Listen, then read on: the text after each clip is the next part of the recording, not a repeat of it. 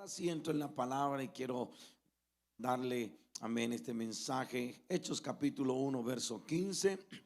Ah, Tenía otro mensaje que había estado preparando estos últimos días en tiempo de oración para ustedes hoy sobre Éxodo 29. Hay algo allí mientras usted busca Hechos 1 y es sobre la ceremonia de consagración, cómo se consagraban los sacerdotes. Pero lo increíble es que se habla de un carnero, de un becerro y dos carneros, y cada uno de ellos tenía que pasar por el fuego. Amén. Pero le decía a mi esposa ayer que mientras estoy orando, teniendo un tiempo con Dios de meditación, siento que ese mensaje de Dios quizás lo va a ubicar en un momento determinado en algún lugar, pero ha puesto Dios una carga de entregar esta palabra hoy antes de cerrar esta convención, porque viene un último mensaje. Quiero que usted abra su Biblia en Hechos 1:15. Amén. Hechos 1:15. Que el Señor nos ayude para hacer el cordero hasta el amanecer. Amén. Que podamos alimentar este mundo que tanto necesita de Dios. Hechos capítulo 1, versículo 15. Amén. Ya el pastor Ever Laureano, nuestro obispo, utilizó esta base bíblica para hablarnos del aposento. Quiero tomar una escritura allí. Si puede estar de pie, por favor. Amén. Si puede estar de pie para que descanse. Amén. Si está ubicado, diga amén. Ok.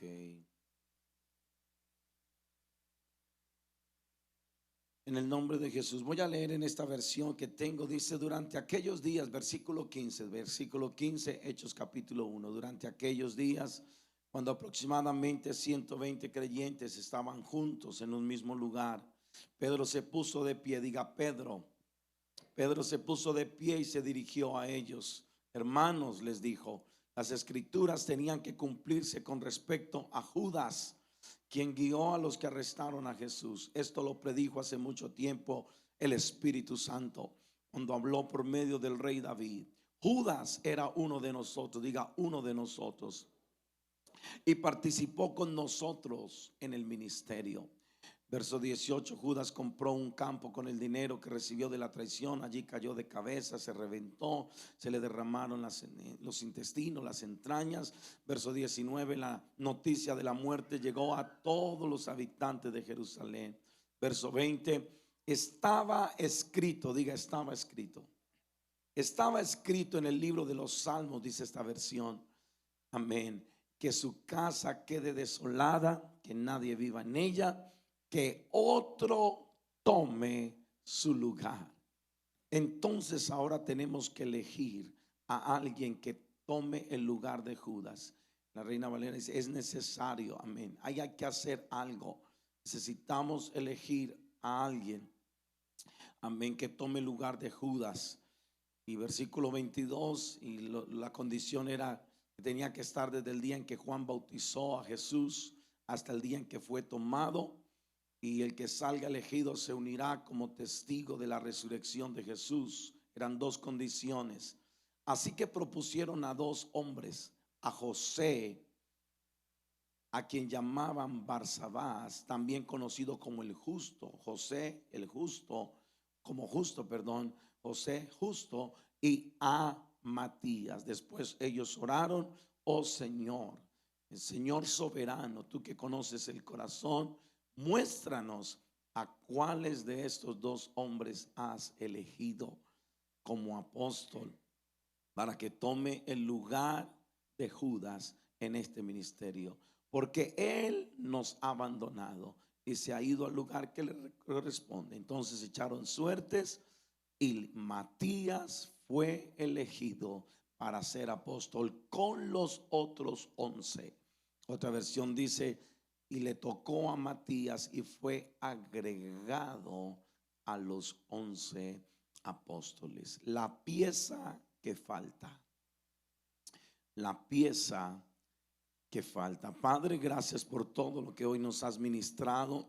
Ayer, el jueves, gracias por esta convención.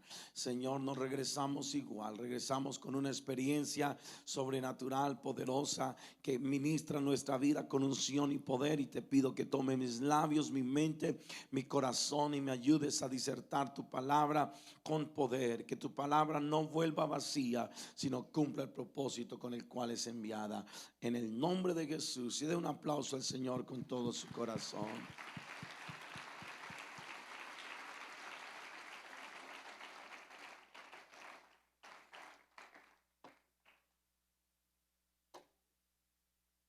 La noche del 5 de junio, ¿se pueden sentar, por favor?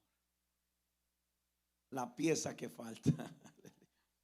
La noche del 5 de junio del 2002, en Salt Lake City, Utah, la vida de la familia Smart cambió para siempre. Elizabeth Smart, de 14 años, fue secuestrada de su propia cama mientras dormía junto a su hermana menor, Mary Catherine Smart, de 9 años. Mary Catherine fue la única testiga del trauma y de lo que sucedió aquella noche, pero el trauma de la experiencia y la oscuridad de la habitación hicieron que no pudiera recordar detalles cruciales sobre el secuestro de su hermana mayor. Y la noticia del secuestro conmocionó la comunidad entera, la ciudad, el estado de Utah y por supuesto Estados Unidos. Su familia, una familia con fundamentos cristianos, se aferró a la fe, organizó una búsqueda masiva. Miles de voluntarios se unieron a la policía buscando a Elizabeth Smart. Distribuyeron folletos, peinaron áreas cercanas, organizaron vigilias de oración. Los padres de Elizabeth, Ed y Lois Smart, aparecieron en los medios de comunicación nacionales suplicando el regreso de su hija. Sin embargo, los meses pasaban, los días, las horas, no había rastro de Elizabeth. La investigación policial se estancó. La esperanza parecía que se estaba perdiendo y comenzaba a flaquear la fe del regreso de esta joven. La pieza faltante en el rompecabezas de este secuestro era que no podían encontrar la identidad verdadera del secuestrador. Mary Catherine, a pesar de sus esfuerzos, solo podía recordar vagamente. Había mucha oscuridad esa noche. Fue un momento traumático para ella. Durante el cautiverio, Elizabeth, la historia cuenta que fue sometida a abusos físicos, psicológicos y sexuales. Y a pesar de todo esto, siempre hubo fe de que regresaría a su casa. Amén. Es tan joven en medio de su cautiverio, a pesar de que tuvo que participar en rituales extraños, tuvo que estar atada y amenazada de que si intentaba fugarse, su familia iba a morir o iba a ser lastimada. Pero Elizabeth demostró fortaleza y resiliencia extraordinaria. Se aferró a la fe, oró en silencio, recordó canciones y escrituras aprendidas en su infancia. Encontró pequeños actos de resistencia y se negó a darse por vencida. Mientras del otro lado la familia Smart nunca dejó de orar y de creer y de buscar el regreso de su hija. Organizaron conferencias, reunieron investigadores, mantuvieron viva la noticia, la historia de Elizabeth. Los medios de comunicación estuvieron siempre hablando de su secuestro. Nunca perdieron la esperanza. El padre de Elizabeth declaró en numerosas ocasiones: yo siento, dijo él, yo siento que mi hija está viva y volverá a casa. Y el punto de inflexión llegó en febrero del 2003, 8 meses después del secuestro de Mary Catherine Smart, porque mientras el padre, el señor Smart, jugaba con su pequeña hija, amén, estaban jugando en la yarda de su casa, en la parte trasera de su casa, y de un momento a otro la niña recibió en su mente lucidez. Tuvo una vez más como esos reflejos que le recordaban y que le traían la voz del secuestrador. Habían varias veces los psicólogos entrenados habían entrevistado a Mary Caterine. Dinos qué pasó. No sé, no recuerdo. Su padre le lloró muchas veces a su hija menor. Dinos qué viste, dinos la figura, dinos algo. No, papá, no recuerdo nada, no sé nada, no sé. Pero esa mañana de febrero del 2003, 8 meses después, la niña comenzó a gritar: recuerdo la voz del secuestrador. Y esa voz era una voz con detalles a un hombre llamado Emanuel, que había estado trabajando en la casa algún tiempo atrás con ellos, su apariencia, su comportamiento. Entonces la policía, que lo había descartado como sospechoso en las primeras etapas de la investigación, volvió a centrar su atención. Emitieron orden de búsqueda. Amén. Publicaron un retrato robot basado en la descripción de Mary Caterine. Y el 12 de marzo del 2003, 9 meses después del secuestro de Elizabeth, varias personas reconocieron a esta joven disfrazada con peluca, caminando por las calles de Sandy, Utah, a 30 kilómetros de su casa. Llamaron a la policía. Todos los 3 fueron detenidos. Los 2 secuestradores, que era una pareja, la joven secuestrada, y el resto es historia. Hubo un reencuentro. Elizabeth regresó. Hubo alegría en la familia. Hubo testimonio de la fe, de la oración, de la perseverancia. Y todo esto porque la pieza faltante llegó de manera súbita a la mente de la niña de 9 años, Mary Caterine, porque fue clave cuando ella recordó la voz del secuestrador. Y eso hizo que 9 meses después del secuestro, la familia volviera a ser completa y tener alegría. Y cuando relato esta historia, quiero traerles a Hechos capítulo 1, al libro de los Hechos, porque el libro de los Hechos no es un libro solo de registros históricos del pasado, sino que es un manual de instrucciones para el presente. Es un mapa del tesoro que nos guía hacia el poder y la unción del Espíritu Santo. Es un libro que nos desafía a vivir una vida cristiana auténtica, vibrante, llena de propósito y de significado. Este pasaje que hemos leído, a menudo lo leemos y lo pasamos por alto, pero contiene realidades claves para emprender. ¿Qué necesitamos para un otro Pentecostés, o un Pentecostés otra vez? Y para comprender la riqueza y la profundidad, necesitamos sumergirnos en este pasaje y entender el texto. No lo podemos aislar de su entorno, no lo podemos sacar de su contexto original, puesto que el libro de los Hechos es un libro de realidad. Es la segunda parte de 2 volúmenes escritas por el mismo autor, Lucas, el médico amado, y el compañero de viaje del apóstol Pablo. El evangelio de Lucas nos narra la vida, el ministerio, la muerte, la resurrección y la ascensión de nuestro Señor Jesucristo. Pero Hechos narra la historia de la iglesia primitiva, desde la ascensión de Jesús hasta la llegada de Pablo a Roma.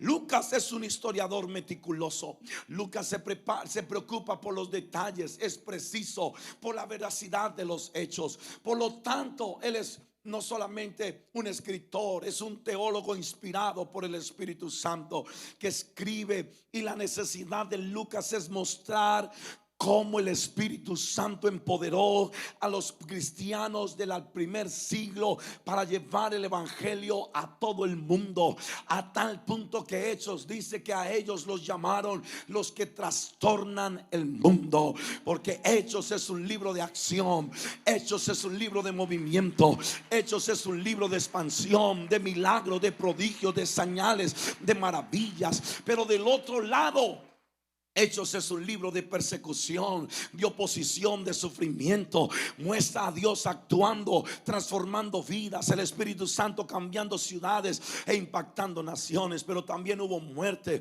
hubo sacrificio, hubo persecución. Y Hechos capítulo 1, hermanos, entonces nos tenemos que ubicar en el periodo intertestamentario, porque 400 años de silencio proféticos entre el Antiguo y Nuevo Testamento están terminados. terminando. Estos años están acabándose. El pueblo judío que estaba viviendo, había vivido bajo el dominio de diferentes imperios como los griegos, los persas y los romanos. Amén. Ahora que habían experimentado tanta opresión y persecución, y que el templo fue profanado y las escrituras quemadas y la ley de Moisés prohibida, y muchos judíos martirizados por su fe, a pesar de toda esa desesperanza, de nunca se les apagó la fe del Mesías. Ellos recordaban las profecías de Isaías de que nacería un niño, un hijo iba a nacer, y el principado sobre su hombro, y sería su nombre admirable, consejero, Dios fuerte, Padre eterno, príncipe de paz. Él establecería el reino, Él traería justicia, Él sería el ungido de Dios, una esperanza que nunca perdió. Y doy gracias al Señor porque esa esperanza se cumplió, porque cuando llegó el cumplimiento del tiempo, Dios fue manifestado en carne. Jesucristo nació de una virgen en la ciudad de Belén, como fue profetizado en las escrituras. Jesús se presentó como el Mesías, el Cristo, el ungido. Realizó milagros, calmó tempestades, multiplicó panes y peces, resucitó muertos, sanó enfermos, aleluya, enseñó con autoridad como nadie lo pudo haber hecho. Habló del amor de Dios, perdonó pecados, dio vida, aleluya, abrió el reino de los cielos. Yo doy gloria a Dios por lo que el Señor hizo en la tierra. Y a pesar de sus milagros y de sus señales, muchos lo rechazaron. Líderes religiosos lo acusaron de blasfemia, lo entregaron a autoridades romanas y lo crucificaron. Pero la buena noticia es que la muerte no lo pudo retener, porque al tercer día Él resucitó de entre los muertos, venciendo el pecado y la muerte, abriendo el camino a la vida, y para todos los que creen en Él. Entonces la resurrección de Cristo es el evento central de la fe cristiana, es la prueba irrefutable de lo que Él dijo ser: el Hijo de Dios, el Mesías, el Salvador, el Redentor. La resurrección es la garantía de nuestra fe. Por eso estamos en esta convención, porque derrotó la tumba, derrotó la muerte, tuvo victoria sobre el pecado, aleluya, se levantó venciendo y para vencer, y vive por los siglos de los siglos. En el amanecer de ese domingo, la piedra se movió y ese cuerpo se volvió a levantar con las llaves, y vive por los siglos de los siglos. Y todavía el eco de los ángeles se escucha aquí en California: no está aquí, ha resucitado. ¿Por qué buscáis entre los muertos al que vive? No está aquí, ha resucitado. Yo creo que vale celebrar la resurrección este día sábado, vale la pena, cerrando esta convención diciendo: Cristo vive, Cristo vive, Cristo vive, Cristo vive.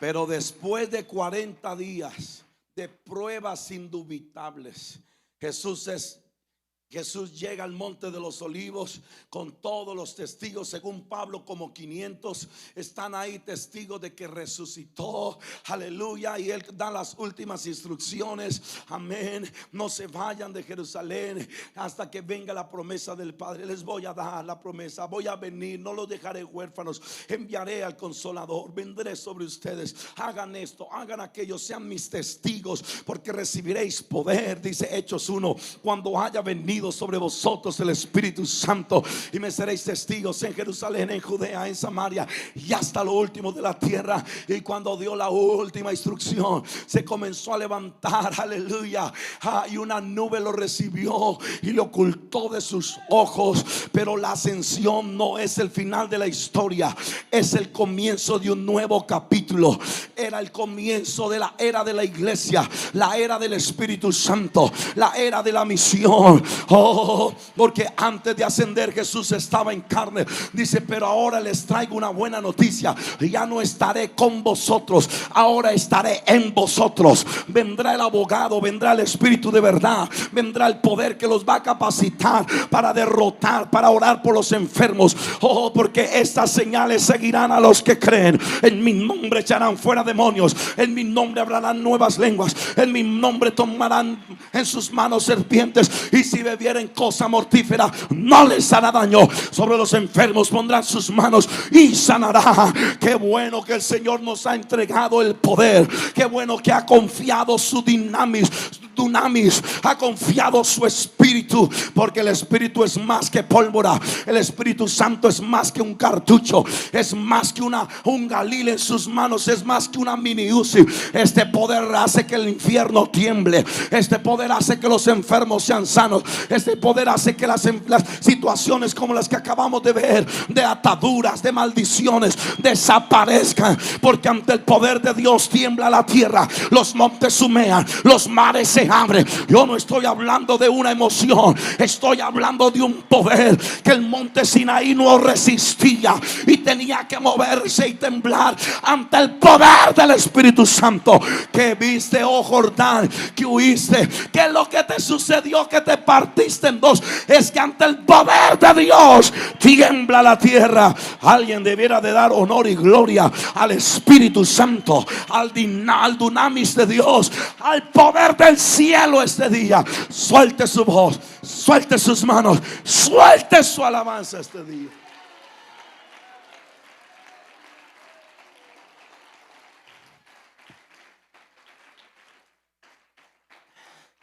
Ahora quiero que entienda subieron al aposento y ya el pastor, obispo Weber Laurán, le honro a todos ellos, pero él tocó este punto del aposento. Subieron, y eso es todo en el capítulo 1. No ha llegado Pentecostés todavía. Subieron como 120. Ya el pastor lo dijo tan magistralmente explicado a través de la unción. Los que estaban ahí, los que moraban, ¿quién vive en el aposento? Ahí no me voy a detener. Y usted dirá, bueno, tienen éxito, hay como 120. Ya el Señor se fue, le dio promesa, ya ascendió. Qué gloria, qué bendición. ¿Cómo me gustaría? Todo marcha bien en el aposento alto. La verdad no, porque la Biblia dice que Pedro levantó la voz en medio de ese lugar alto donde habían como 120. Él era el líder, él tomó la iniciativa. Y lo importante es que Pedro reconoció que faltaba uno en el aposento alto, que había un vacío, que había una herida, que había una pieza que estaba faltando, que algo había sucedido en el camino que no estaba bien, que algo había sucedido que había creado una distancia, algo estaba pasando en el aposento. Y él dijo, es necesario que hagamos algo. Él reconoce que el círculo apostólico fue golpeado. Él reconoce que el diablo se vino tan contundentemente contra los 12 que fueron elegidos. Y Pedro es un tipo y figura de nuestra voluntad, de nuestra conciencia. Pedro en el aposento alto es un tipo y figura de la realidad de nuestra conciencia, de nuestra voluntad. Oh, porque habían muchos reunidos ahí, pero nadie dijo nada. Todos guardaron silencio, pero Pedro rompió ese silencio. Pedro dijo, aquí no podemos aparentar que todo está bien, porque no nos gusta mostrar las heridas, no nos gusta mostrar lo que perdimos, no nos gusta que nos den lástima, y está bien con eso, pero tenemos silencio, guardamos silencio, y el silencio impide un milagro. El silencio nos detiene en el propósito de Dios. El silencio nos vuelve extraños. El silencio vuelve nuestras mentes cauterizadas y nuestros corazones de piedra. Pero Pedro no dice, aquí están todos bien, paz de Cristo, aquí no nos falta nada, tenemos aire, tenemos carpeta. Es más, acabamos de comer esto y aquello, ya tomamos horchata. Bueno, no, estaban en ayuno, quizás en oración, así de que no hablemos de comida. Pero lo que Pedro está reconociendo es que no está bien el círculo apostólico. Hubo una pérdida, hubo un golpe que dañó el círculo apostólico. Y yo me pregunto, pastor Urrutia, si estaban los 11, ¿por qué Andrés no dijo nada? ¿Por qué Jacobo, hijo de Zebedeo, no dijo nada? ¿Por qué Juan el hermano, Felipe, Bartolomé, Tomás, Mateo el publicano, Jacobo hijo de Alfeo, por qué Lebeo no dijo nada? ¿Por qué Simón el cananista no dijo nada? todos guardaron silencio, si todos conocían la tragedia de Judas, si todos conocían la traición de Judas, es porque nadie tuvo el valor que tuvo Pedro de afrontar la verdadera realidad. Y es lo mismo que nos sucede. Tenemos muchos apóstoles aquí adentro, pero solo uno será capaz de levantar la voz, y es cuando se despierta la voluntad, cuando se despierta la conciencia, cuando se despierta el espíritu de alguien que dice: yo sé que fui golpeado, y yo sé que algo hace falta, yo sé que el enemigo se vino con toda. No tienes que guardar tu derrota, no tienes que seguir sangrando, no tienes que aparentar que no has perdido nada. Perder no es una derrota. Perder un apóstol no es que el diablo ganó la victoria. Derrotado está el diablo en el nombre del Señor Jesucristo. A veces aparentamos ser fuertes e invencibles. Sonreímos por fuera, lloramos por dentro. Estamos bien aparentemente por fuera, pero sangramos por dentro. Pero esta mañana, antes de finalizar esta convención, y bajo la unción de Dios que está sobre mí, vengo a despertar la conciencia de Pedro. Vengo a despertar el espíritu de Pedro. Vengo a despertar a alguien que se levante y diga: no estamos bien aquí, algo me hace falta. Ya tengo las maletas en el carro, ya desocupé la habitación, pero Espíritu Santo, haz algo en los últimos versículos del capítulo 1. Haz algo antes del otro Pentecostés. Haz algo antes de lo que va a suceder esta tarde, este mediodía, cerrando esta convención, porque siento algo que está pujando, siento algo que se está moviendo. No espere la próxima convención, no espere el domingo en su iglesia. Bajo la unción de Dios que está sobre mí, esta es la hora, Pedro. Suelte la voz, abra la boca, declare: hay algo que hace falta, hay algo que no está bien, hay algo que está saliéndose de control. ¿Quién puede dar un aplauso al nombre del Señor Jesucristo? Dele un aplauso a Jesús con todo su corazón. Dele un aplauso al nombre de Jesús con todo su corazón.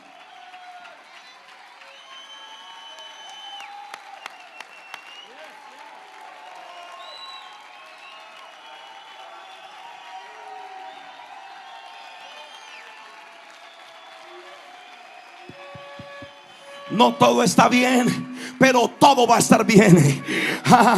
Estoy golpeado, pero me voy a levantar. Estoy herido, pero me voy a recuperar. Me tiraste a la lona, pero me vuelvo a parar. No me voy a bajar, no me voy a rendir, no voy a entregar mi ministerio, no voy a claudicar en el propósito de Dios. Si Dios con nosotros, ¿quién contra nosotros? Porque nosotros no somos de los que retroceden para perdición, sino de los que tienen fe para preservación del alma. No te rindas, no te rindas, no te rindas, no te rindas, no te rindas, no te rindas. Alguien suéltese en esta hora y diga: no me voy a rendir. Que hable Pedro, que hable Pedro, que hable Pedro, que hable Pedro, que hable Pedro, que hable Pedro, que hable. Nos falta uno en el círculo apostólico. Nos falta uno. Y usted dirá: pero ¿para qué chillan si solamente perdieron uno? Es más 11 que uno. Que ya aguante lo que viene aquí.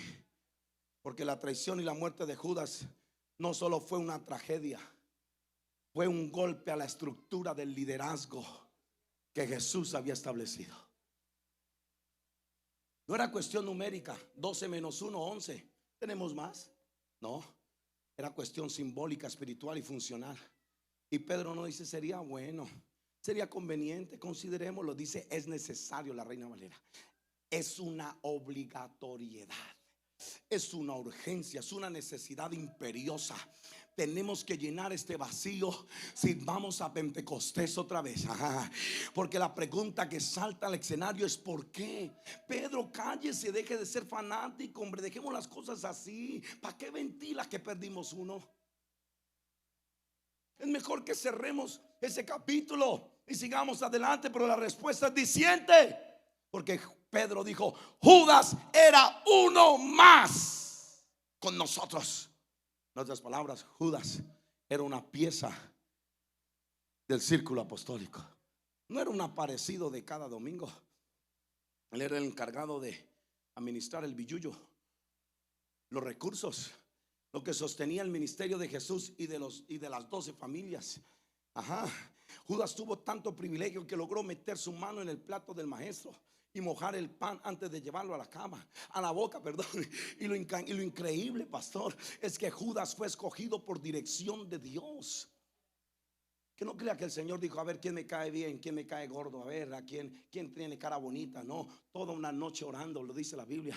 Y cuando bajó de la montaña, no solo habían 12. El Señor dijo: pues me tocó estos 12 porque nadie más vino. Yo me atrevo a pensar que había multitud de hombres ahí, personas diciendo: escójame, escójame, yo quiero estar entre los 12, porque qué privilegio estar contigo. Pero llamó al uno, llamó al otro, ya dije sus nombres, pero también llamó a Judas. Y no me diga que Dios se equivocó, porque usted se equivoca, yo me equivoco, pero Dios no se equivoca. Si hay algo, es que Dios no erra. Dios no erra en sus decisiones, porque Él no es hombre para que mienta, ni es hijo de hombre para que se arrepienta. Sus promesas descansan en el sí y en el amén. ¿Cuántos dicen amén a eso? Entonces Judas fue escogido por dirección divina. Era cercano y tenía contacto diario con el maestro. El Señor le hacía una llamada por WhatsApp. No había WhatsApp, pero déjeme pintarlo así. Judas, ¿cuánto tenemos en la tesorería? Señor, tenemos 15,435,25. Ok. ¿Y qué tal para la convención? Estamos listos para invertir 4,500. Alguien cercano. No era que el Señor hablaba con él cada año, era contacto diario. ¿Ya le diste el cheque a Mateo? ¿Ya le diste el cheque a Bartolomé? Porque ellos tienen que comprar pupusas, ellos tienen que hacer taquitos, ellos tienen que pagar la renta. Ya les pagaste, ya les hiciste. ¿Qué tal si alquilamos una barca? Averigua cuánto nos cuesta. Estoy tratando de pintar un cuadro. Era un contacto muy cercano, Judas y Jesús. Pero Judas comenzó bien, pero terminó mal. Se dañó en el camino. Se contaminó de la avaricia y del amor al dinero, que es la raíz de todos los males. Pero Judas no fue una equivocación de Dios. Escúcheme esto, y esto es una revelación que Dios me dio, porque el nombre de Judas se deriva de la helenización del nombre hebreo Judá. Es decir, que cuando usted está diciendo Judas, en realidad está diciendo Judá. Porque Judá significa alabado sea Dios, Dios sea alabado, o alabanzas sean dadas a Dios. Eso significa que Judas no era malo al principio. Judas no era el corazón perverso al principio. Judas no tenía el diablo al principio. Era alabanza, era Judá. Y muchas veces renegamos contra Dios. ¿Por qué permitiste eso? ¿Por qué me hicieron eso? ¿Y por qué pasó eso? Pero quiero decirle que eso que tú miras como Judas realmente es Judá. Eso que tú miras como malo, Dios mío, ¿por qué hiciste esto? No, Dios no se equivocó. El plan de Dios es perfecto, pero Judas se comenzó a morir en el proceso. Judas se contaminó en el proceso, y las cosas que se contaminan tienen que ser removidas y reemplazadas, nos guste o no nos guste. Y esa es la buena noticia, que no importa las cosas que se contaminan, Dios siempre tiene algo más en el camino. No importa lo que suceda, el plan de Dios es perfecto. Dios tiene cada ficha en su lugar. Dios pone cada pieza en su lugar. Yo no sé si usted cree en la soberanía absoluta de Dios. Eso significa que aún Judas, Dios lo puede transformar en bendición. Aún eso que el diablo ya me envió para lastimarte, Dios lo trae para bendecirte. Por eso Hebreos dice que Dios tiene que limpiar nuestras conciencias de obras muertas. Dios tiene que barrer a Judas de la conciencia. Dios tiene que sacar lo que sea, porque si vamos a Pentecostés, Judas no es parte del escenario. Si vamos a Pentecostés, Judas hay que enterrarlo, Judas hay que sepultarlo. Y yo declaro que hay cosas que van a ser reemplazadas este día, en el nombre de Jesucristo de Nazaret. Porque el número 12 significa plenitud, gobierno, autoridad, orden divina. 12 apóstoles que representan la plenitud de Israel, la iglesia. Pero el número 11 es lo contrario. El número 11 significa caos, desorden, desorganización, imperfección, desintegración. En otras palabras, el número 11 indica que el círculo está incompleto, que falta el apóstol número 12, que no han podido ejecutar el reino de Dios en acción, porque falta una pieza, porque algo está faltando en el proceso. algo se quebró, algo tiene que ser restaurado. Y los apóstoles tenían la autoridad directa de Dios, eran testigos oculares de su muerte, ministerio y resurrección, eran depositorios de su enseñanza, eran intérpretes autorizados del mensaje, eran los encargados de establecer doctrina y práctica. Entonces un apóstol menos significaba autoridad disminuida. Un apóstol menos significaba que el eslabón estaba débil, que la cadena se había roto y no podían ir a Jerusalén, ni a Judea, ni a Samaria, ni hasta lo último de la tierra, porque Efesios 2:20 dice que tenemos que ser edificados sobre fundamento de apóstoles y profetas, siendo la principal piedra del ángulo Jesucristo mismo. No podían ir por todo el mundo a predicar el evangelio a toda criatura, porque les faltaba uno. Pero lo que me encanta es que Pedro saca a flote el Salmo 109 verso 8, que es un salmo profético miles de años atrás, cientos de años atrás, perdón, profetizado en el salmo de Judas, del traidor. Dice: otro tome su oficio. Esto me deja saber que aún lo malo que te está pasando ya estaba profetizado en el plan de Dios. Aún Judas ya estaba escrito en los salmos. Aún ese dolor, aún esa tragedia, aún esa herida que hoy cargas ya estaba declarada en las profecías. Pero el plan soberano de Dios es perfecto, porque si está el traidor, también está el que va a reemplazar al traidor. Si está la herida, está la sanidad. Si está la caída, está la levantada. Y si está la derrota, está la victoria. Yo de usted celebraría esta noche, dijera: Dios mío, no entiendo el Salmo 109, no entiendo por qué las cosas pasaron, pero alabado sea Dios. Su voluntad es buena, es agradable y es perfecta. Suelte ese dolor, suelte esa amargura, suelte ese miedo. Deje de culpar a Dios, deje de culpar la vida, deje de patear piedras y levántese, porque este día Dios va a colocar la pieza que falta. Adórele, porque este día, antes de ir a Hechos capítulo 2, algo va a ocurrir en el espíritu. Digo, algo va a ocurrir en el espíritu. Algo se va a mover en el espíritu. Algo se va a revolucionar en el espíritu. Yo siento la gloria de Dios aquí en este día. Alguien adórele, alguien exáltele, porque los que amamos a Dios, todas las cosas nos ayudan a bien. Dios usa el dolor, Dios usa la traición, Dios usa el beso de Judas para sacar algo bueno que nos empuje a un Pentecostés. No nos gusta sufrir, pero es parte del paquete. No nos gusta llorar, pero las lágrimas sanan el alma. ¿Cómo quisiéramos que la vida fuera como Juan, hijitos, ahí recostados siempre al pecho del Señor, ahí sintiendo los latidos? ¿Cómo nos gustaría? Pero Judas también es parte de los 12. Y Pedro dijo en el verso 17: era uno de nosotros y participó con nosotros y estuvo aquí y contó las monedas del reino. Pero antes de que vuelva a haber un Pentecostés, necesitamos volver a por ejemplo, necesitamos quitarnos esa máscara de todo está bien. Y necesitamos reconocer que hay cosas que se dañaron en el camino antes de que suceda lo que Dios quiere hacer en esta convención. Y ya lo ha hecho, ya lo ha hecho, ya lo ha hecho.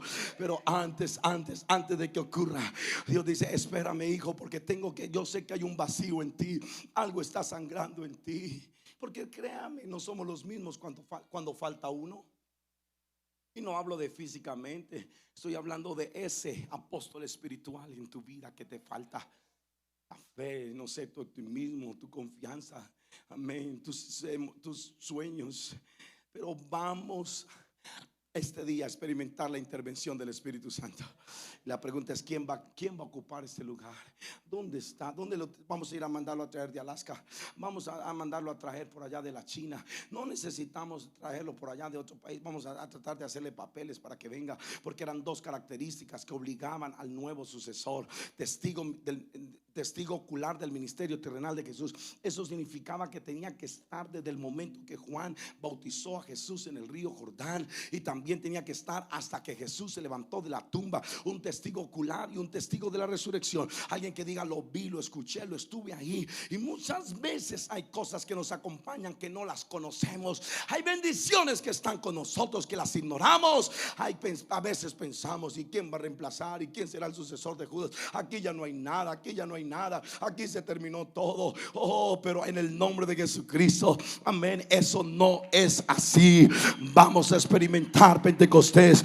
Pero ¿sabe qué hicieron ellos, pastor? Comenzaron a orar. Y lo mejor que usted puede hacer antes de tomar una decisión es orar. Oh, antes de que Dios haga un milagro, lo mejor que usted puede hacer es poner, aleluya, la ficha de la oración. Y ellos comenzaron a orar diciendo: oh Señor soberano, tú que todo lo sabes y tú que todo lo conoces, Señor, Señor, ayúdanos. Porque tenían dos opciones. Tenían amén, tenían al justo, aleluya, a José el justo, llamado justo también, y tenían a Matías. Y cuando tú te has equivocado, tú no te puedes equivocar dos veces. Cuando tú has sido lastimado, no puedes ser lastimado dos veces en el buen sentido de la palabra, porque ya va a ser tu propio error, ya va a ser tu propia consecuencia. Cuando tú tienes dos opciones sobre la mesa, tienes que estar afinado a la voluntad de Dios. Y el único que conoce qué va a suceder y el único que sabe qué va a pasar es el Dios soberano. Por eso, en vez de estar quejándose y tomando pastillas para dormir, debiera de levantar la oración apostólica y decir: oh Señor soberano, tú que todo lo sabes y tú que todo lo conoces, quiero que me guíes en esta convención para saber qué tengo que hacer, para saber qué movimiento tengo que dar, para saber qué paso tengo que hacer, para saber lo que tengo que hacer, porque lo voy a hacer. ¿Sabe por qué? Porque su milagro está a su alrededor, solo que usted no lo ha visto. Su milagro está en el aposento, solo que usted no lo conoce. Su milagro, su bendición, su respuesta está caminando con usted desde el día que fue bautizado, pero usted no lo conoce. Pero hoy viene revelación de lo alto. Hoy se abren los ojos al milagro. Hoy se abren los ojos al sucesor. Hoy se abren los ojos a la respuesta, porque la solución está a sus espaldas. A las espaldas de Abraham estaba el carnero, delante de Agar estaba el pozo, junto a las aguas amargas estaba el árbol que endulzó las aguas, en el cuerpo muerto del león estaba la miel, dentro de la boca del pez estaba la moneda, en las tinajas vacías estaba el milagro. Oh, en el desierto estaba el muchacho con los 5 panes y los 2 peces. Cerca de ti está tu milagro, cerca de ti está tu respuesta, cerca de ti está el sucesor de Judas. Yo de ti me levantaría esta noche, esta tarde, como un caucho. Yo de ti dejaría de chuparme el dedo y de llorar por esas heridas que te han causado, y diga: Señor Jesucristo, tú vas a levantar un nuevo avivamiento, tú vas a levantar algo poderoso. Porque si humillare mi pueblo, sobre el cual mi nombre es invocado, y oraren y buscaren mi rostro, yo iré desde los cielos, perdonaré sus pecados y sanaré su tierra. Por la unción de Dios que está sobre mí ahora, entiende esta profecía, entiende esta revelación. Está cerca de ti, está en el aposento. No tienes que ir a otro lugar. Ahí está, ahí está. El milagro está aquí. Digo, el milagro está aquí. La respuesta está aquí. La decisión está aquí. El sucesor está aquí. Oh, le voy a dar un momento a alguien que se suelte a la palabra, a alguien que diga: esta palabra está calando, a alguien que dé un aplauso con sus manos, a alguien que diga: Dios mío, Dios mío, Dios mío.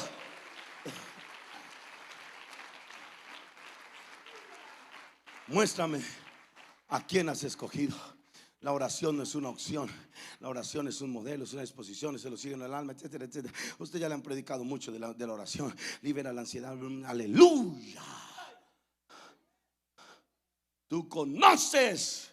Cuando tú dices soberano, tú estás diciendo: tú tienes el control. No lo tengo yo, lo tienes tú. Y me equivoqué con Judas, pero la segunda vez, quédate con los crespos hechos chiras, porque esta segunda vez vamos para el más grande avivamiento. Este círculo no se vuelve a romper. Aleluya. Esta unción no se vuelve a romper. Este liderazgo no se vuelve a romper. Este matrimonio no se vuelve a quebrar. Diablo, eso de estar durmiendo en una pieza y en otra, eso de hablar de divorcio, no se va a volver a hablar en esta casa. Eso de que ya me voy, ya me salgo, ya no quiero seguir en la iglesia, eso es porque estás en el periodo de los 11 apóstoles. Perdiste uno, pero te traigo un mensaje de parte de Dios. Vas a recuperar la pieza que falta. Dios va a poner la pieza que falta. Viene el apóstol número 12. viene la respuesta. Digo, viene la respuesta. Digo, viene la respuesta. Habrá alguien que crea lo que estoy predicando y dice: estamos de acuerdo, predicador. Viene la respuesta. Digo, viene la respuesta. No, y cuando usted sabe que le va a suceder algo bueno, usted comienza a moverse, usted comienza a celebrar, usted comienza a sentir que algo se viene, algo se viene. Y la bendición de Dios. Yo no sé cómo predicar esto porque no hay entre líneas. Sé que echaron suerte y eso era algo aprobado por Dios, porque para repartir la tierra prometida echaron suerte, etcétera, etcétera. Urín y tumín, ta, ta, ta, ta, pum. Pero yo no sé si cerraron los ojos y cuando abrieron, Matías tiene el que tenía el rostro más brillante. No sé cómo era o algo cayó ahí. Lo que sí sabemos es cuando volvieron a abrir los ojos después de orar, ya estaba el elegido. Ya estaba el que iba a ser el número 12. Se imagina el abrazo entre los 12, pastor. Se imagina la danza, así como cuando los varones se ponen ahí a correr. Se imaginan a todos llorando con Matías adentro, porque ahora recuperaron la autoridad perdida. Ahora están listos para Pentecostés. Ahora vuelven a sonreír. Lloran, pero lloran de alegría porque Matías ha sido elegido. Y sabe, Matías significa regalo. Porque lo que Dios tiene guardado en el aposento, pastor Eber, es la pieza que falta. Es lo divino de Dios. Es el regalo del aposento. Hoy te vas a ir con más que una bendición. Te vas a llevar un Matías. Te llevas un milagro. Te llevas una respuesta. Te llevas una profecía. Alguien se va a llevar una sanidad en el alma, en el cuerpo y en el espíritu. En el nombre de Jesucristo. Se levanta el regalo de Dios. Se levanta. Alguien recíbalo. Alguien recíbalo. Alguien recíbalo. Está cayendo el número 12. Está llegando el número 12. Está entrando al escenario el apóstol número. Oiga, si allá en Roma hicieron más bulla cuando salió humo blanco, ¿cómo así que los apostólicos de California nos vamos a dejar ganar por la celebración del elegido de Dios? La pieza que falta, la número 12. La número 12 ya viene. Ya viene. Está saltando al escenario. Denle un aplauso. Denle un aplauso. Denle un aplauso al nombre de Jesucristo. Fuerte, fuerte, fuerte, fuerte, fuerte, fuerte. Pastores, que yo quiero Pentecostés con 11. No va a caer sobre 11, va a caer sobre 12. Hasta que no pongas la pieza que falta, no vas a experimentar Hechos 2. Porque fue lo último que pasó, pastor, en el aposento.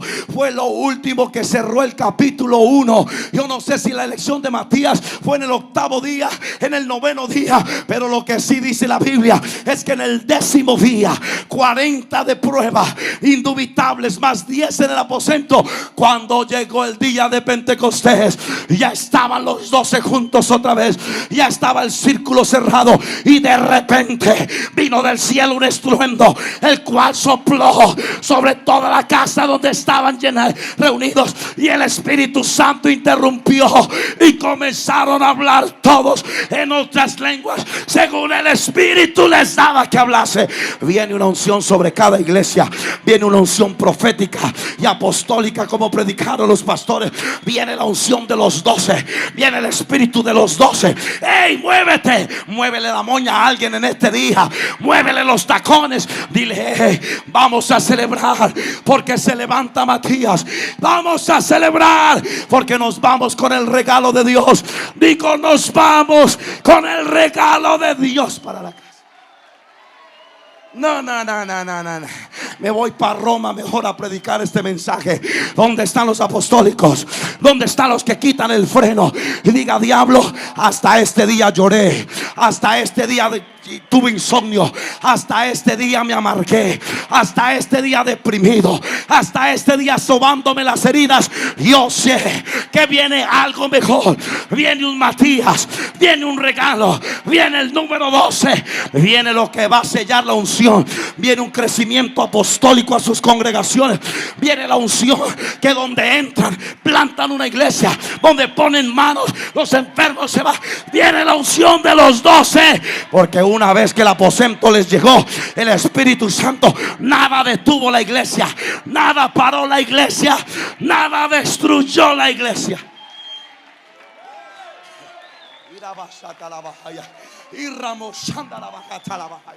Suelte, me quedan, voy a tomar 3 minuticos. Suelte su voz, suelte su voz, suelte su voz, suelte su voz, suelte su voz, suelte su voz.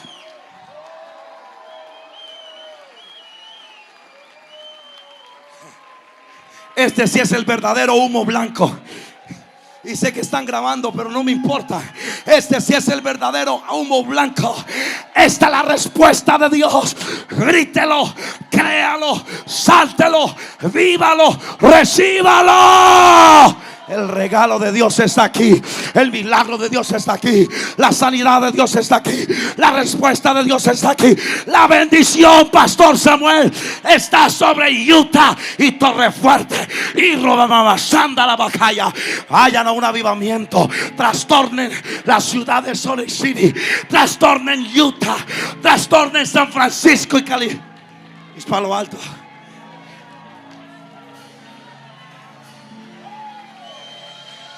Agárrese, diablo, agárrese, porque vamos a bajar llenos.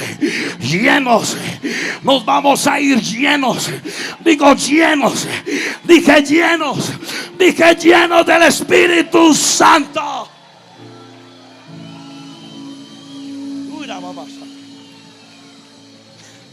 Porque ¿qué es el Espíritu Santo? Ayúdenme los músicos. Perdónenme, sé que ya se me acabó el tiempo. Pero antes de yo poner esta piecita, mira, que este es Matías, que es el Espíritu Santo. Es Dios morando dentro de nosotros. Es el que proclama la realidad de la expiación, de la encarnación. Es el poder del evangelio. Amén. Es el que promueve la adoración. El Espíritu Santo guía a los creyentes, los prepara para el advenimiento de Jesús. Es una promesa a la que tenemos que aferrarnos. Y la última que les dio antes de ir al cielo: esperar la promesa del Padre. Porque esta promesa es el Espíritu de verdad, el Consolador, el Espíritu de santidad, el Espíritu de gracia, el Espíritu eterno. El Espíritu Santo en nosotros nos convence de pecado, de justicia, de juicio. Nos revela a Jesús como el Salvador. Produce un nuevo nacimiento. Opera en la salvación. Destruye nuestro orgullo. Sella nuestra salvación. Es garantía de nuestra vida. Nos da seguridad. Nos injerta en nuestra edificación. Nos consuela, nos enseña, nos guía, nos dirige. Podemos, amén, ser guiados por el Espíritu. Nos revela acontecimientos. Nos revela lo profundo de Dios. Amén. Nos usa para hablar en lenguas, para hablar por otros, para testificar, para interceder, para dar vista a los ciegos, para poner libertad a los oprimidos. Se puede recibir, se puede tener comunión. Fortalece la iglesia, nos libra de la condenación, nos da vida, nos da gozo, nos vivifica, hace morir las obras de la carne. Estoy hablando del Espíritu Santo. Abunda la esperanza, nos lava, nos santifica, nos justifica, nos libera, nos transforma, nos guarda, produce fruto, nos da entrada al Padre. Oh, produce gozo, nos renueva, nos purifica, nos habla. Oh, se puede recibir, nos bautiza, es la garantía, nos envía, nos llena, y por el cual clamamos: Abba, Padre. Nos anhela. Podemos andar en el Espíritu, vivir en el Espíritu, pensar en el Espíritu, ocuparnos en el Espíritu. Dios quiere derramar su Espíritu Santo, porque es una promesa. Ya lo predicó el pastor González. Para los que están cerca y para los que están lejos, hay promesas en la Biblia de salvación, de ayuda, de espiritualidad, de oración, de sabiduría, de soledad, de temor, de autoridad, de familia, de trabajo, de recursos, de protección, de orientación, de su segunda venida. Según los estudiosos, hay por lo menos unas, aleluya, 3.573 promesas, que si se dividen temáticamente llegarían a ser 7.000. Pero por encima de todas, encabezando la lista, está la promesa del Padre. He aquí, yo enviaré el Consolador, el cual vendrá sobre ustedes.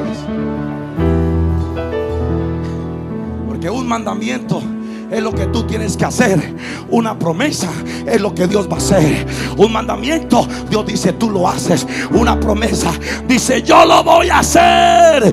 Y antes de irnos, en el nombre de Jesucristo y por la autoridad de Dios en su palabra, algo va a completarse. Hemos recibido tanta palabra, hemos recibido tanta administración profética, pero falta una pieza antes de que se rompa el telón y la bóveda azul se parta en 12 y ocurra el nuevo Pentecostés. Dios está levantando lo que va a participar del más grande avivamiento apostólico pentecostal antes de que suene. Pastor, ora por la pieza número 12. Ora por tu líder número 12. Ora por ese apóstol, no físicamente pero proféticamente. Se levanta la pieza número 12 en las congregaciones. Ahí está el regalo de Dios.